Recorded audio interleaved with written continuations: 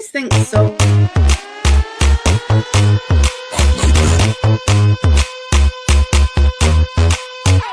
1 2 1 2, need my attitude. 3 4 3 4, check my latitude. Ooh, I like that. Ooh, I like that.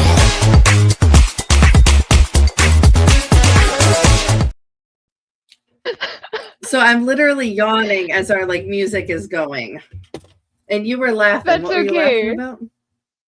I'm 100% sure that you guys all owe Sarah something of some sort because I almost karaoke'd our intro. It wasn't working and I started singing right as she got it to function. Oh, was that what you were laughing about? I was like, I don't think people realize, but StreamYard, like we can talk before and after the intro, but when the intro is in, all we can see is this like little like square of each other. And so we can't actually speak. I don't think. I've never tried to talk during it, maybe. We can chat, but we can't talk. Okay. I am yawning, but it's because I'm still recovering from the weekend. So you would think that that meant Sarah went out and partied and did something, or I don't know. No, it was a graduation open house party. So my youngest graduated and we had a party and people came from Michigan, Minnesota, all over Illinois. And I know this isn't our topic of the day, but I just want to let people know I think graduation parties are a scam. Okay? And hear me all the way out. Because I have 2 older kids that graduated and I don't remember it being this way. So we spent almost, and this is not a brag, I need you to understand. I told somebody this from New York and they're like, that's cheap. And I wanted to like cry a little. So we spent a total of about $1,100 on this party between food and decorations and the actual place because our house isn't a size or capacity enough to have a party here. And so, and then he gets gifts. We don't get gifts. This is where the scam comes in. He gets gifts, not us. Yeah, who do you think spent the past 18 years getting him here? Right. And who spent $1,100 in the last month for this stupid party? Yep. So he did make out like a bandit. But with that being said, he graduated, he put in the work, and that's kind of what our conversation is about. Yeah. See, put in the work. I can find all the segues, Sarah, all day long. No, that's good. So our topic is it fits into that, right? You got to do all the boring crap, right? Like in order to graduate high school, you got to take, I'm going to go with the most boring class any of us have ever taken. And that excludes my partner, who's a historical nerd. Okay. But we all have to take government and econ, right? Or a version of that, whatever that government class is. And we all roll our eyes. However, it's necessary to understand life, right? And we don't realize that when we're in high school, right? All of that stuff kind of falls into real life. But you have to get through the boring stuff to do something exciting, like actually graduate and have a party where apparently your friends and family like you enough to give you gifts. Yeah, exactly. And I think that, the reason why we brought up this topic was because you were talking about your post. And when you're talking about your post, you're talking about, one, that we had 2 things that we were coming around. We have to do work that we don't like to do and the work that we do like to do.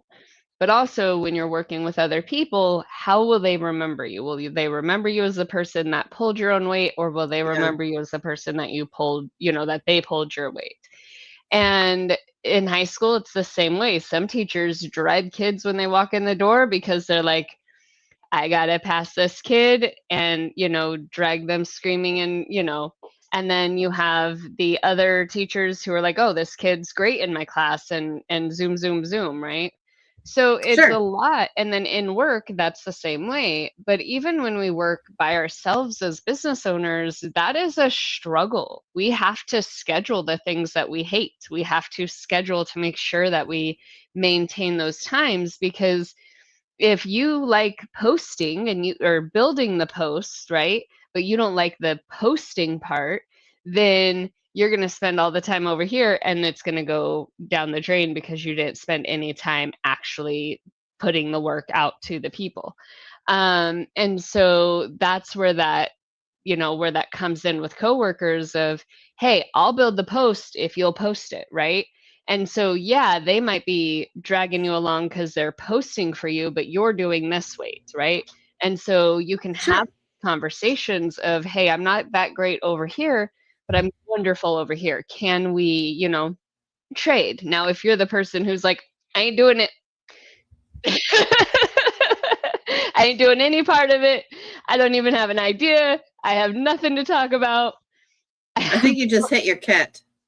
Well, she's getting mad because River's going outside. So Oh. now she's just getting all flustered and angry. But yeah, that's where that kind of comes in when you're working with other people as well as working with yourself. You have to figure out those in-betweens. Well, and I think so one of the reasons this conversation came up was because somebody I know, it's not even like a direct like what I would consider a colleague, like another entrepreneur. It's just somebody like in my peripheral. They were complaining about how the majority of their job is boring and it's hard to pay attention. Like only about 10% of their job is actually something they're interested in doing. And I'm sitting here like, you chose this career path. You know what I mean? And this person wasn't a coder, but I'm going to go back to like, I worked for this company called Hoist, and we had a lot of engineers who did coding. And sitting there typing code is not the exciting part, right? Like, it's probably flipping boring. But the exciting part is what you created when you hit, for lack of better terms, go, and you see it come to life, right?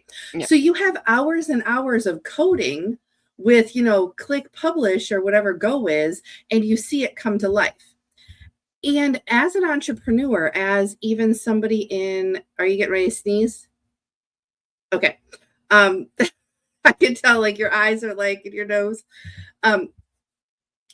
But if they avoided the boring part, they would never get the exciting part. Do you get my point? And this person that I'm talking about was kind of like that. It was like, well, I don't want to do that part. It was all around fundraising. I don't want to do that part of fundraising. I just want to do like the big check presentations and the events and and I'm like, yeah, every fundraiser in the world would rather do that, where they just show up every day and accept $25,000 checks. Yay. Right? I don't have to call you. I don't have to cold call anybody. Of course. I don't have to tell you why this is important. Right. You don't have to do any of that, right? You just show up and get checked. And so I think that people don't truly realize, like in a regular business, maybe people realize I have to file, I have to sweep the floor in order to do the part of my job I like and or get a paycheck. But I don't think people truly realize that as an entrepreneur, right? And that's a lot about what we talk about is, especially solopreneur things, when you're building that, you are 100% of all the boring. You can't, when you're starting, you don't have the money to hire somebody to do the boring, right? Like you just got to do it. And yeah, what are your thoughts? I'm rambling, I think.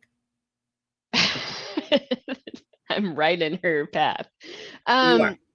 No, I think that it's really important. And it kind of, I know that depending on what you're looking at, sometimes, earlier you were like, you can't just do all these things and forget these things. And I know that there comes times where, depending on the situation, sometimes all of your energy is over here and you just don't have it over here, right? Sure. And in those cases, that takes teamwork. Your spouse, your partner, right? They can say, hey, I noticed that you're doing all this, but you're not over here. How can I help you, right? Even, dishes or whatever in the kitchen. Hey, I noticed that you've got a whole ton of laundry and you haven't touched the kitchen. Can I help you with the kitchen? or what is going on that you're not doing both, right? Like how can I help you? And granted, we shouldn't have to do all of it, but at the same time, if there's pieces that normally you do and you're missing them, those conversations are huge. I know that in the job that I work overnight, bathrooms and floors, a huge thing that needs to be done every shift. However, I am a single woman who works by myself at a night shift. I'm not locking myself in a bathroom while I'm cleaning it, right? I still have to maintain the store. I still gotta, I'm not even gonna, voluntarily or involuntarily, we're not Right. locking the store. Okay. yeah, so- I'm Right. not, if I lock the store, then nobody can come in just so I can clean the bathrooms. So it requires two people, right? However, I do a lot of things that on the back end otherwise might not be getting done, right? The cooler, the organizing, those things. And so when you look at the conversation of, hey, you're missing this, what do we need? Well, I need you Mhm. to put somebody in an hour early so that I can go do that and not have to worry about customers, or I need you to schedule me an hour later so that I have overlap with someone so that these things are safe. And frankly, when I'm trying to mop a store and I help 20 customers in the time it takes me to get 5 feet, the most annoying, right? So you really want to look at how can we work this inside of what we're doing? How can we pull teamwork and structure to make sure, hey, we understand that this shift isn't doing this, but then also when somebody says, hey, that shift isn't doing that, to also be able to say, cool, when's the last time you were in the cooler? When's the last time you cleaned the trash cans? When's the last time you've done da da da da da, which are all Right. getting done instead of these things. And I think that we forget that, or you know me, ADHD, I might just be happy in all of those worlds. And not over here because, like I said, safety, blah, blah, blah.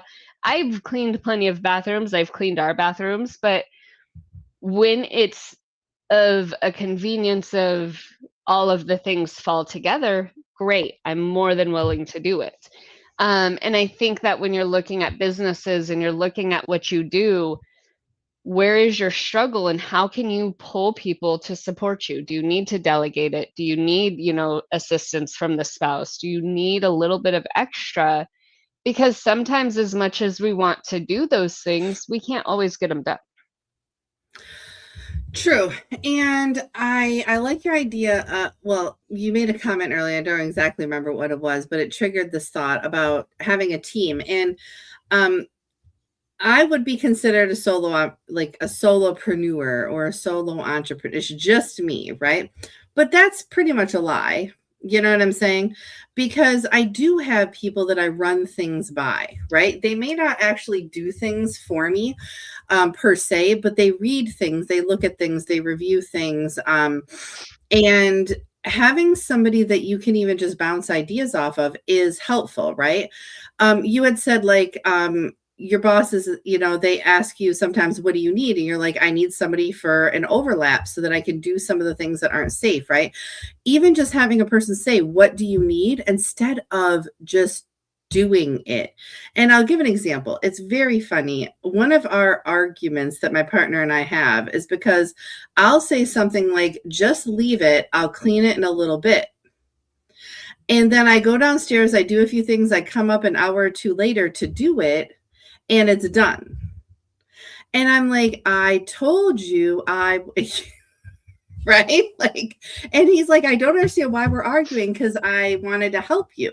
And I'm like, it's not necessarily helpful if you do something I didn't ask you to do, right? Or that I had in my head I was going to do this. Right. This is already in my plan.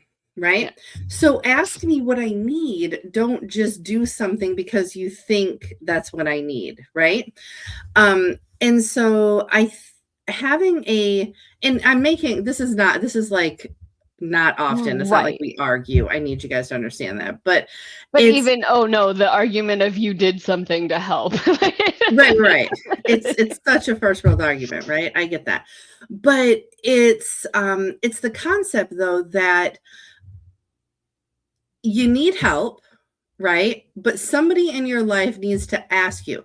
So I'm going to flip this just a little bit and say, who's ever watching, because there is one person watching, and hopefully more people do watch. But if you are running around in life and you have people in your life that are starting new ventures, starting new things, even starting a new job, I don't care whatever it is they're starting, ask them what they need. And if they say nothing today, ask them again tomorrow, because they're lying to you. They just don't know what it is yet. Well, and here's the thing too, right? Sometimes people don't believe that they need something, right? Mhm. What is something that you want? If you could have, if you had a magic wand and something was simpler, what would that be? Right? Or how could this be simpler? Sometimes when you use terms like need or different stuff like that, you trigger trauma, right? Oh, We're yeah, that's all probably true. raised as do it yourself, do it the best that you can, and never ever need anybody else to get it done. Or you've asked people and they've fallen through, they haven't been able to go through. So there's all kinds of things around the vocabulary. So if you're asking the same question and you're getting the same answer, you're getting resistance, try something different. What do you And want? And I agree with that, because I'm gonna yesterday actually I was on a call, and I'm not, the person will know who they are probably if they watch this, but I'm not gonna name names. But somebody mentioned that like the question was like, what's a new thing that you're using or something that made your life easier? This person is not a spring chicken, okay? And this person is not technologically inept, okay? They very technologically forward, they've been in the business world for a hot minute, and they're like, yeah, I finally started using one of those scheduler things, Calendly. And I'm just sitting here like, and I realize, like, I don't like when people are like, hey, I'm having a hard time with things. Sometimes it's not even what can I do for you, it's what can I suggest as a tool Yeah. to help you fix that or to help you make it easier, right? And on the flip side, this was like 3 weeks ago, somebody was like, yeah, so I have this CRM thing, and I don't even really know what CRM stands for, but I never use it. And I'm like, I'm on a 5-minute call with this person. So I'm like, trying not to like have a see, why are you paying for it then? Right? Right. But I only had 5 minutes, so we're gonna set up another call. But it's very interesting how people, it's back to doing the boring stuff. If you're gonna do the boring stuff, CRM, scheduling, that's considered that boring, mundane stuff. Ask people around you about the tools that are available, right? If you have a CRM you never use, I'll find one that's easier for you, right? Like, go ahead. Okay. So okay. So I'm I went gonna down some I'm gonna do tangents, a but go two. ahead. I know. No. I'm gonna do a two-person conversation because it's in my head, and I know I could throw it at you, and you would do it with me perfectly fine. But I'm gonna Go ahead. just do a two-person. So, ooh, hey, look. Okay, so the duck, right? This I don't. Okay, pig. Okay, pig says to duck, "How can I help you?" And duck says, "Oh, I don't need help. I'm fine, whatever." But then pig notices that duck is aggravated. Pig says, what is aggravating? What is your struggle, right? Duck says, every time I try to make a schedule with somebody, every time I try to make an appointment with somebody, I have to go back and forth 20 times just to pick one time. So Pig says, cool, Calendly, or your Google Calendar, or whatever all of these things are. And then Duck now understands, okay, well, I don't really know those things. Can we work together? So now you have, how can you help me? How can you support me? Right? And how can you get rid of some of those frustrations? And this is one of the things that you and I, Sarah, tell people all the time, because people who start businesses start without a Calendly, and Calendly is free. Like, don't start without a Calendly, because it is a 20-minute or a 2-hour or a 3-day adventure just to find one time block that could just simply be clicked on. So that's a great way of like, okay, I don't need your help because you can't book this conversation for me, right? I don't want your help because you don't know what I need or how long I need with this person. But at the same time, this is a frustration, and I could really use advice or suggestions on how to cut this time limit out, right? And also, if I have to spend 3 days booking somebody to just talk to them, I don't wanna do it. I'm not gonna do it. Why should I have to do that? And so I think that really does round out that conversation of why is this important, right? Why is it important to understand that you have to book those conversations so you can make those sales, right? You have to book those conversations so you can grow your network and have more people giving you ideas when you're struggling, or have more people pat you on the back when you're doing phenomenal. So I think that those things are all very, very important. And it's really important to be able to ask those different questions, because in that scenario, don't need help. You can't help me. Don't want the help because you can't help me. But yeah, suggestions to cut down this time would be phenomenal. Yes, 100%. And I'm distracted a little bit because I was trying to figure out if this bee was on the inside or the outside of the window. It is on the outside. So Nice. yay for me. So I have a few comments on that. And yes, 100%. We need to ask better calls or better questions, right? We don't just need to like call things on our own and say like we know what's best for somebody. We need to ask what they want and what they need. And I like your idea of saying if you could have a magic wand, what would be one thing you'd want to fix? Because Mhm. you never know what you can suggest to somebody. My bigger comment on what you just did though is next time I want individual voices. It was you need to step up the acting game just a little. Okay. So practice before the next time. I need a voice for the pig and a voice for the duck. Oh, this Okay. is gonna be trouble. You All just right. saved me from karaokeing. Uh, you can karaoke if you want. I remember the words to songs when the music is playing, but I can't remember the music right now, like just to sing the song. So, but what is just to give like what's the word I want? Personality, and that's not really what I want either, but what is a boring thing that you absolutely hate doing? Life, your entrepreneur business, your paid job, like because we both have those, you know what I'm saying? What's something that you're just like, oh my God, if I never had to do this thing again, I wouldn't. Mine is laundry. Someday when I'm rich and famous, I am going to just be one of those people that somebody comes and picks up my laundry once a week and brings it back 2 days later and it's all done. We have a group chat that I would love to not be a part of. Ah, that could but honestly, doesn't it add a little entertainment sometimes? Not right now. Right now, Not right it now. just makes me want to be petty.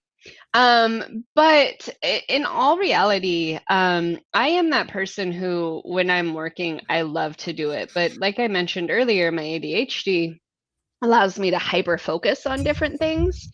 And so there's times when stuff gets forgotten. Like right now, the business is not being worked at all because my schedule is so shifty that I'm sleeping. If I'm not working the main job, I'm sleeping. And so there's a huge struggle for me right now with not even having my business as a part of my day to day.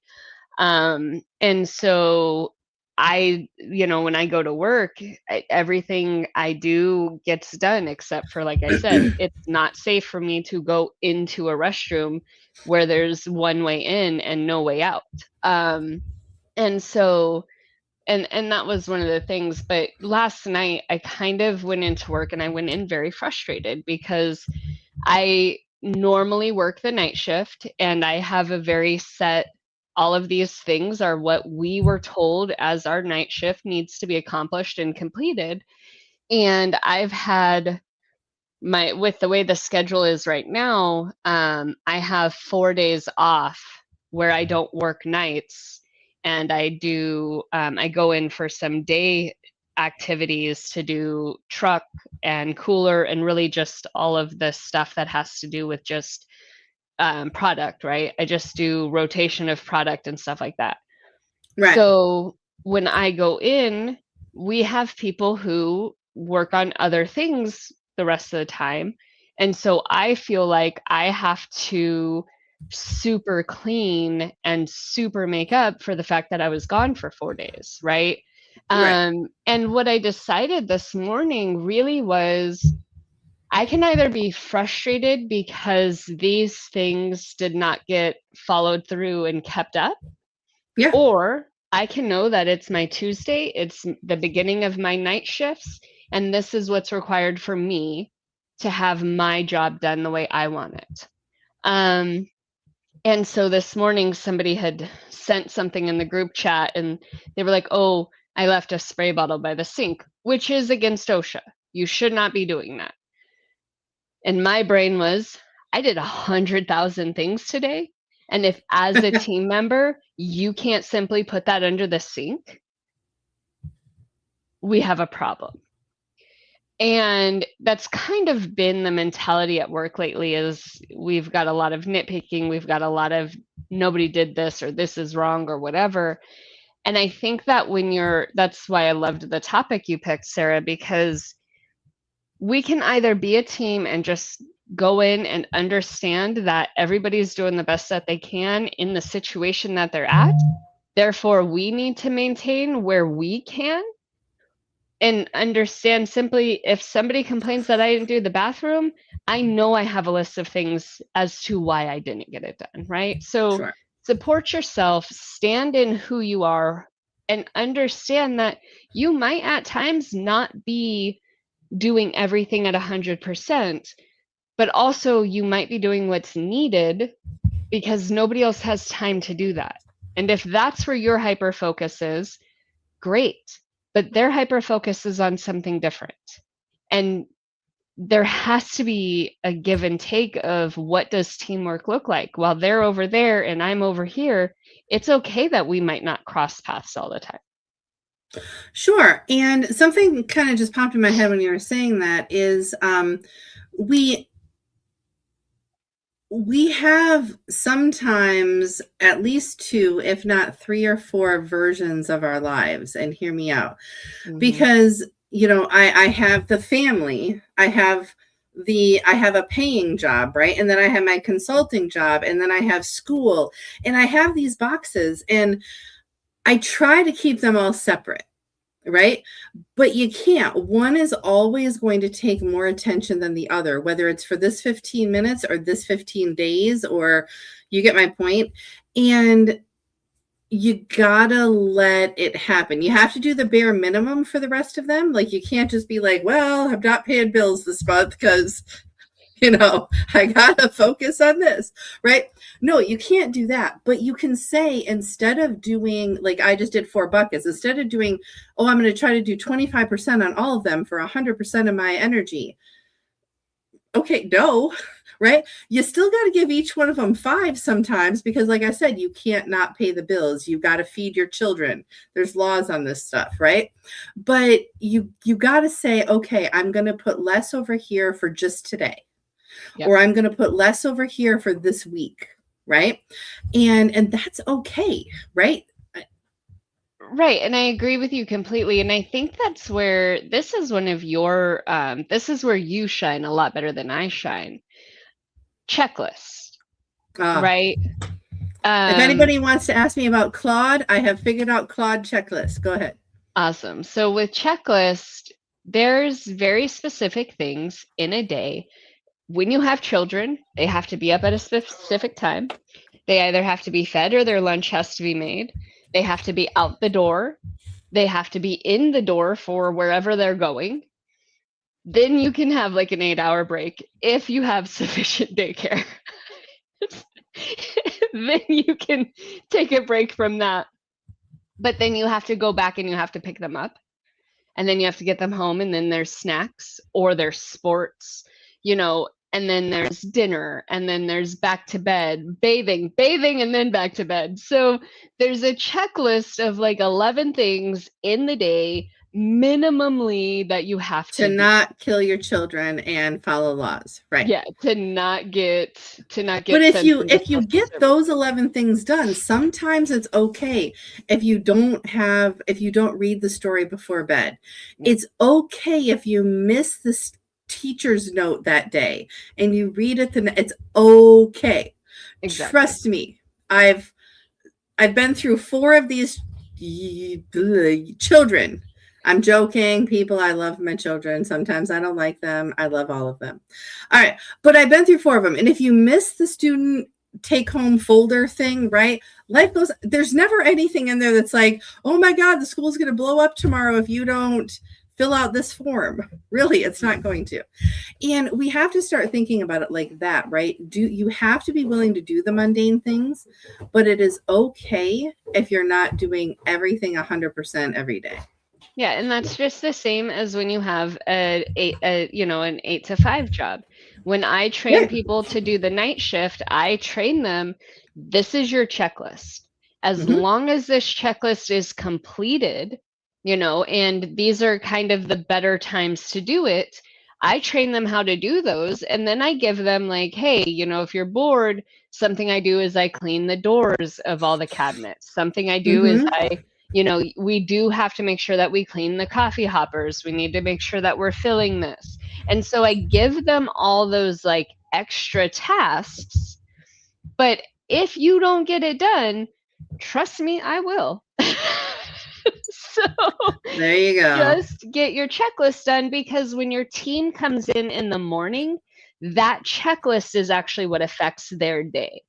And I think that when we're looking at it from that point of view of, did that checklist get accomplished? How does this look? We can kind of sidestep some of the other things, right?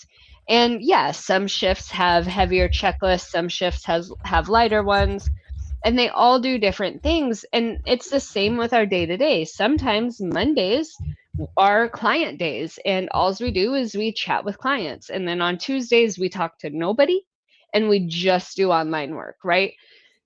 So really look at, what are your checklists? What are the things that need to get done? And do not get upset if you can't go above and beyond some days. I think that's a great ending to our little adventure this morning. We're a little over 30 minutes.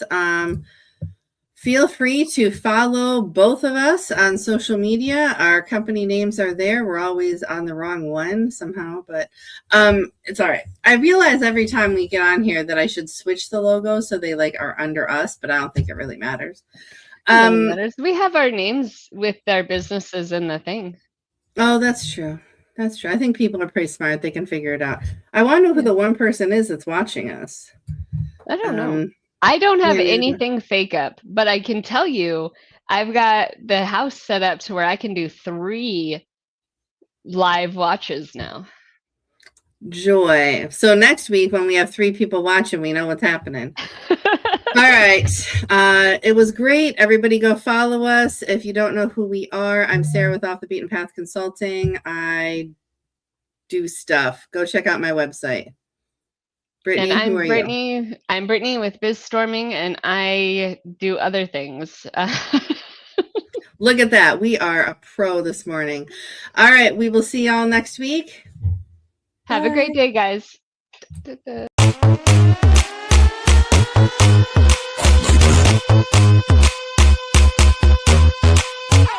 1 2 1 2, need my attitude. 3 4 3 4, check my latitude.